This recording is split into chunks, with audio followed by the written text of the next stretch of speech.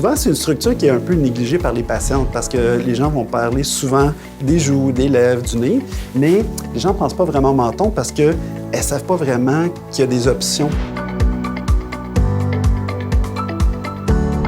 De tous les traitements, c'est un des traitements qui a énormément d'impact parce que lorsqu'on traite la partie inférieure du visage, on peut modifier le profil, donc on rend un profil qui est plus harmonieux, donc qui est plus joli, mais cette partie-là du menton peut donner l'impression qu'on est vieilli. Alors lorsqu'on vient rajeunir toute cette structure qui est importante et qu'on voit vraiment beaucoup, bien, on a un impact majeur sur l'aspect général du visage. Lorsqu'on parle de traitement par injectable au niveau du menton, il y a plusieurs choses qu'on peut faire.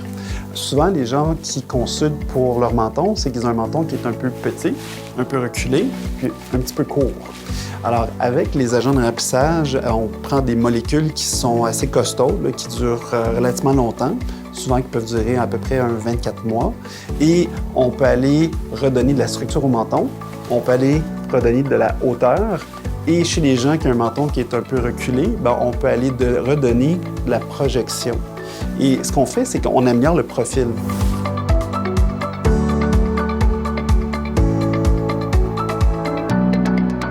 Lorsqu'on fait ce traitement-là, les gens sont un peu émerveillés parce qu'ils ne s'attendaient absolument à rien.